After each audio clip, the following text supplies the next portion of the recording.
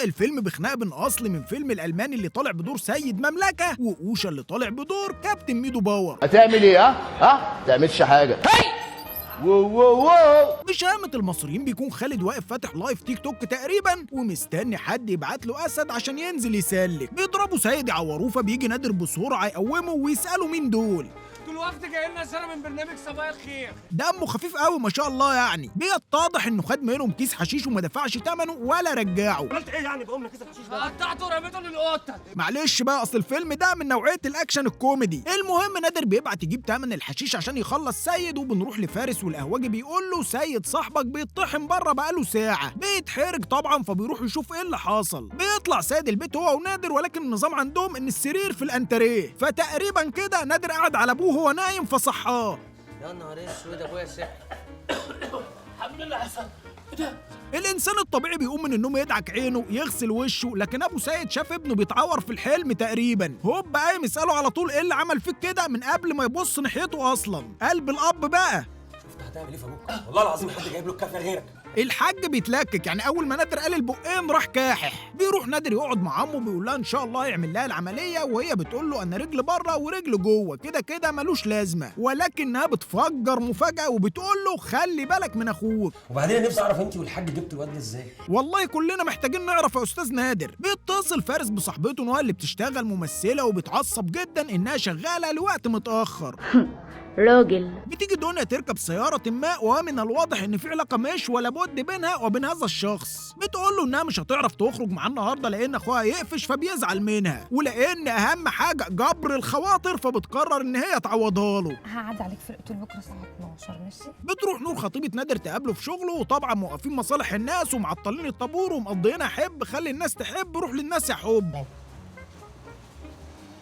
والله في حلوه يا حاج يعني ده ما جاتش من ابطال العمل. بتيجي الحكومه لفارس ومعاه امر باخلاء البيت اللي بيتضح انه تقريبا كان رهنه وما رجعش الفلوس. وطبعا زي ما كلنا عارفين نادر مش هيسكت لانه اشهم واحد في الفيلم وما بيعديش في اي حته غير لو فيها مشكله يحلها. بيتضح ان الليله دي كلها على 7000 جنيه. بيقرر نادر ان هو مش هيسكت وعمال يفرتك في فلوس الشبكه بتاعته وبتاعه نور وشكلها هتطلع عينه. الراجل بياخد الفلوس ويمشي ولا بيديهم ايصالات ولا محضر استلام ولا اي حاجه، اللي هو ممكن انزل تحت واطلع تاني اقول لكم هات الفلوس. عمة فارس بتمسكه تقطمه وتديله كلمتين في جنابه ففارس بيضطر يطلع غول التمثيل اللي جواه. انا ماشي بعلبه سجاير فاضيه وبمثل انها خلصت. انا بقالي شهرين ما عنديش رصيد في التليفون بتاعي.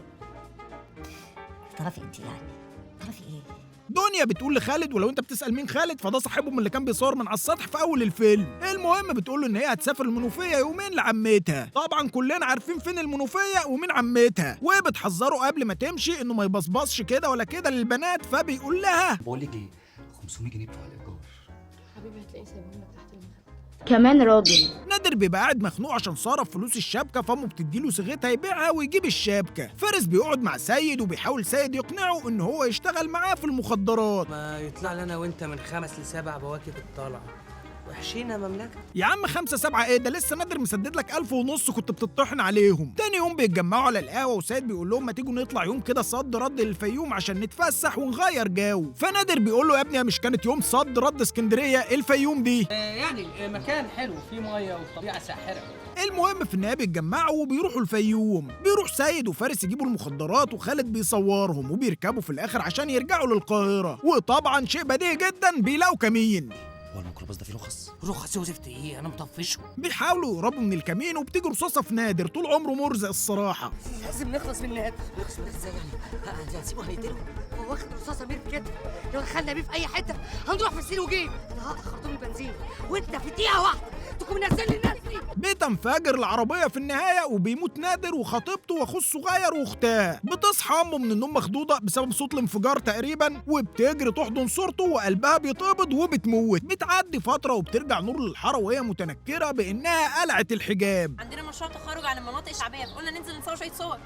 مشروع طيب ما مننا وعلينا يعني. اللي يضايق ان هم ما عرفوهاش يعني دي مجرد خلعت الحجاب يا اخوانا. بتطلب جاكي من فارس ان هو يساعدهم في مشروع التخرج بتاعهم وبيوافق. بنعرف بعدها ان دنيا شغاله في كاباريه وبيظهر شخص خليجي اسمه ناصر بيتضح ان هو بيحبها وهي مسقعه له. روح بس اشوف المستر عايزني في ايه. اوه مستر. تحسه عايز يقول لها جرى ايه يا ستي ستي هو مستر الانجليزي يعني؟ ما تخلصينا. بنرجع لشله المفسدين في الارض على القهوه، وفارس بيبلغهم بخبر مهم جدا. جاكي وصل واقنعت استاذ كريم انها تحول فيلمها قصير لفيلم روائي طويل، وانا اللي هخرجه ونصور كل احداث الفيلم في الحاره هنا. طب ما ده اوريدي اللي بتعملوه حاليا، انت كانك بتوصف الفيلم اللي احنا بنتفرج عليه. خالد بيقول لهم انا صورتكم وانتوا بتعملوا صفقه المخدرات وهتشغلوني في الفيلم هفضحكم، فبيتفقوا ان هم هيشتغلوا الفيلم ده سوا. ابو سيد بيتعب جدا وبيودوه المستشفى، وبيجي تهامي باشا اللي طالع بدور دكتور مدحت. طمني عليه، انا ما حلتش غيره يا دكتور. القلب بتاع والدك حالته 100%، وعندي اللي يشتري قلبك. دي مستشفى دي ولا مصمت؟ بتروح جاكي تقابل خالد وفارس وبتمضي معاهم العقد وتديهم عربون. بيتقابلوا بعدها يسهروا وبيفرق عليهم فارس فلوس العربون. بيروح خالد للبيت وفجأة بنلاقيه ميت والحكومة عنده، وبيروح سيد يطلب من فارس فلوس تحت الحساب من الفيلم، فبيقول له مفيش. ومن الاخر كده جاكي قالت انت مش هتشتغل في الفيلم معانا. انت وعدتني ان انا اللي هعمل انا وعدتك وكل حاجه، بس يعني اعمل ايه؟ طبعا الراجل معهوش فلوس يجيب سجاير، فبيضطر يكلم الدكتور يبيع قلب ابوه.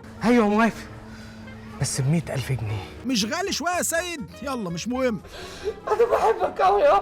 لا ما واضح يا سيد واضح. بيموت ابو سيد وجاكي وكريم بيروحوا العزاء، مش فاهم ليه، ولكن الاغرب ان الدكتور جه العزاء. دكتور شمال انا عارفه كويس، بيتاجر في الاعضاء البشريه. بيعرفوا بعدها ان سيد باع قلب ابوه، وبيبدا تصوير الفيلم، وفارس بيجيب نوع صاحبته تعمل دور البطله. بتروح دنيا لفارس وبتقول له انت وسيد اللي قتلته خالد. بتروح فرح لسيد وبتقول له ان في مشكله. قتل يوم من بعد يوم بتكبر، وابويا لو حس بالموضوع ده هيقتلني. بيطلب منها سيد ان هي تسقط، ولكنها بترفض، فبيخدرها وبيتصل بدكتور مدحت يبيع له قلبها. شكله كده استحلى الموضوع، ولكن دكتور مدحت بيخدره هو كمان وياخد قلبه معاها. شكلها سرقة اعضاء يا بنك. بتتقتل دنيا من غير ما نعرف مين اللي قتلها. الممثل اللي بيلعب بالدور قدامك ما جاش، هعمل انا شط بداله. بيخش عليهم تيفا اللوكيشن ويبلغهم ان دنيا اتقتلت. بيصمم خالد ان هو يكمل المشهد الاخير من الفيلم، وهو بيتضح ان الرصاصه اللي في المسدس حقيقيه، وبيقتل نهى. بيتحاكم خالد، ولكن بيطالب المحامي بتاعه بالبراءه من القتل الخطأ. بعد الاطلاع على القضيه وعدم اثبات.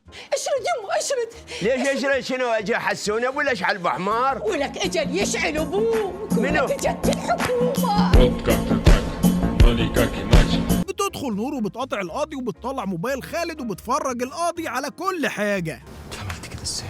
بتقول له ان هي هربت من العربيه قبل ما تنفجر، وقابلت كريم اللي قرر يساعدها عشان تنتقم. وبعدها خدت الفيديوهات من خالد ولقيت فيها فيديوهات ليه مع دنيا، فبعتتها لابو ناصر. طبعا ابو ناصر ما استحملش فقرر يقتل خالد، فقالت بالمره تبعت الفيديوهات لاخوها اللي قرر يقتل دنيا هو كمان، عشان بعدها يكلموا الدكتور مدحت ويقولوا له ياخد قلب سيد بالمره. وراحوا بعدها مكلمين الممثل وقالوا له غيب، وحطوا رصاصه حقيقيه في المسدس عشان هو اللي يقتل نهى ويشيل الليله كلها. انا الحقيقه ما عنديش مشكله في كل اللي حصل ده، ولكن المشكله ان كل الحكاوي دي والحكومه والصحافه واقفه، يعني اقل حاجه تلبس قضيه تحريض على القتل. ولكن زي ما انت عارف ولا اي حاجه، فبيقرر فارس ان هو يسحب مسدس من الامين ويقتلها، ولكن باقي الحرس بيخبطوه طلقتين وبينتهي الفيلم. خلينا نتكلم عن اللحظه الفاصله في الفيلم، وهي موت نادر. ليه قتلته نادر؟ يعني ليه بجد؟ انا بتساءل. السبب ان هو واخد رصاصه ميري في كتفه. طب ما في دكتور مدحت في الفيلم، ما في دكاتره كتير يا عم تحت السلم، وديه لاي دكتور، وانت لازم تاخده وتروح القصر العيني؟ ثم المخدرات اللي كانت في العربيه اللي انتوا كنتوا مهربينها راحت فين؟ يعني المخدرات دي من بعد الانفجار ما سمعناش تاني عنها. هل اتباعت؟ هل وقعت مع العربيه؟ ولو وقعت مع العربيه عملتوا ايه مع الراجل اللي انتوا كنتوا واخدينها منه؟ الحقيقه الفيلم كله متراهل وساب من بعضه، فيعني ملوش لازمه بقى ان احنا نتكلم. ولكن المشكله ان الحاجات دي جديده، يعني واضح ان في كاميرات نظيفه، في صرف شويه، فليه اللي احنا عملناه ده؟ عارف ليه؟ عشان نلاقي حاجات نعملها في ملخصات الغلابه. فما تنساش قبل ما تخرج تعمل لنا لايك وشير وسبسكرايب على اليوتيوب، وتستنانا في الحلقات اللي جايه.